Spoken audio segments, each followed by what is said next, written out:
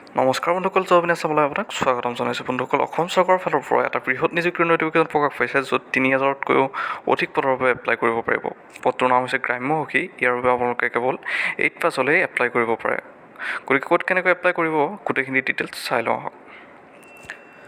বন্ধুসকল, শেহতীয়াকৈ এই নটিফিকেশ্যন প্ৰকাশ পাইছে, য'ত আপোনালোকে মুঠ 3000তকৈও অধিক পদৰ বাবে গ্ৰাম্যসখীৰ পদ মুকলি হৈছে, যাৰ বাবে আপুনি কেৱল 8 পাছ হ'লেই এপ্লাই কৰিব পাৰে।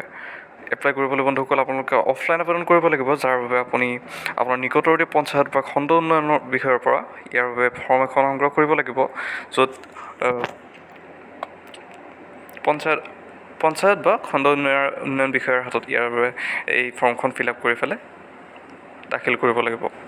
ইয়াৰ বাবে আপুনি নৱেম্বৰ 2 তাৰিখৰ আগত এপ্লাই কৰিব লাগিব, আৰু আপোনাৰ ID কাৰ্ড তথা পাছ চাৰ্টিফিকেট বা যিখিনি আপোনাৰ এডুকেশ্যন কোৱালিফিকেশ্যনৰ চাৰ্টিফিকেট সেইখিনিৰ লগত জেৰক্স কপি কাটি দিব লাগিব। বন্ধুসকল, এপ্লাই কৰিবলৈ আপোনাৰ বয়স হ'ব লাগিব 18ৰ পৰা 40 বছৰ, 18ৰ পৰা 45 বছৰ, 18ৰ পৰা 45 বছৰ সকলো কেণ্ডিডেটে বা সকলো ব্যক্তিয়ে ইয়াৰ বাবে এপ্লাই কৰিব পাৰে।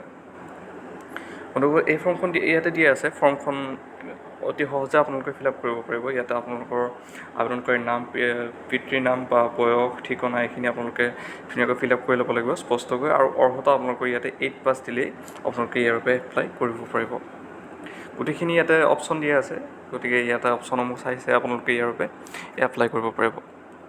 বন্ধুসকল, গ্ৰাম্যসখী পদসমূহত মেইনলি আপোনালোকৰ পঞ্চায়তৰ যি জব কাৰ্ডধাৰীসকলৰ কাম কাজবোৰ চোৱা চিতা কৰিব লাগিব, যাৰ বাবে আপুনি দৈনিক 280 টকাকৈ মজুৰি লাভ কৰিব, অৰ্থাৎ মাহিলী আপুনি 8400 টকাকৈ দৰমহা লাভ কৰিব।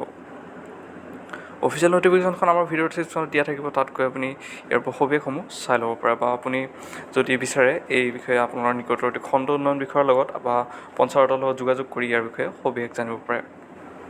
বন্ধুসকল, ইয়াৰ বাবে আগত আৰু একবাৰ এপ্লাই হৈ গৈছিলে, গতিকে সেইসমূহৰ নিযুক্তি প্ৰক্ৰিয়াৰ কামো চলি আছে, কিন্তু তেতিয়া এপ্লাই কৰিছিল যদিও আপুনি এতিয়াও পুনৰ এপ্লাই কৰি ল'ব পাৰে, যাতে আপোনাৰ কোনো সুযোগ এটাও মিছ নহয়।